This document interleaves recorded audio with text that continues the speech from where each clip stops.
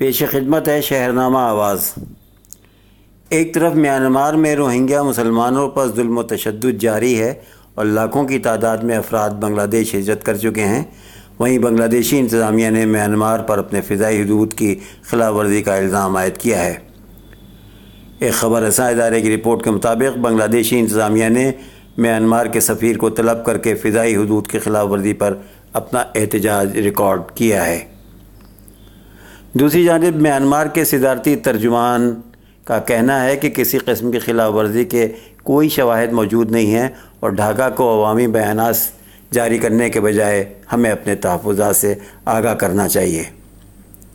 واضح رہے کہ جمعہ 15 ستمبر کو بنگلہ دیش کی وزارت برائے خارجہ امور کا کہنا تھا کہ میانمار کے ڈرونز اور ہیلی کاپٹرز نے گزشتہ ہفتے کے دوران اتوار، منگل اور جمعرات کے دن بنگلہ دیشی فضائی حدود میں پروازیں کیں۔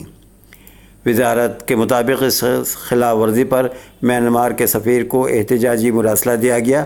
بنگلہ دیش نے خبردار کیا کہ میانمار کو اپنی اشتعال انگیز کارروائیوں پر نتیجے کا سامنا کرنا پڑ سکتا ہے۔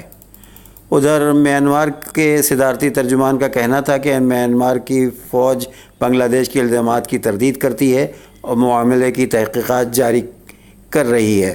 بنگلہ دیش کے احتجاجی مراسلے پر ان کا کہنا تھا کہ ہمیں نہیں معلوم کہ اس بیان کو جاری کرنے کی وجوہ سیاسی ہیں یا غیر سیاسی۔ یاد رہے کہ رواں ہفتے 12 ستمبر کو بنگلہ دیش وزیر اعظم شیخ حسینہ نے روہنگیا مسلمانوں پر ڈھائے جانے والے مظالم پر میانمار کو سخت تنقید کا نشانہ بنایا تھا۔ بمبئی کے چیمبور علاقے میں واقع مشہور آر کے اسٹوڈیو میں dance reality show super dance season 2 کے سیٹ پر آگ لگ گئی۔ بی ایم سی کے ایمرجنسی کنٹرول محکمے کے حکام نے کہا کہ آگ لگنے کی اطلاع پا کر موقع پر آگ بجھانے کی کم از کم 11 گاڑیاں پہنچیں اور انہی نے آگ کو بجھانے کے لیے مشقت شروع کر دی ہے۔ شوٹنگ کے لیے مشہور مقامات میں سے ایک کو تباہ ہونے سے بچانے کی قواعد کر رہے ایک آگ بجھانے والے افسران کا کہنا ہے کہ ابتدائی معلومات کے مطابق شارٹ سرکٹ کی وجہ سے یہ آگ لگ سکتی ہے۔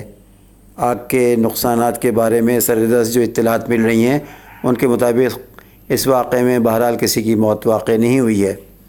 ذرائع کے مطابق غنیمت یہ ہے کہ حادثے میں کوئی زخمی بھی نہیں ہوا کیونکہ سونی انٹرٹینمنٹ ٹیلی ویژن کا شو بند ہو چکا تھا اور وہاں کوئی شوٹنگ نہیں ہو رہی تھی۔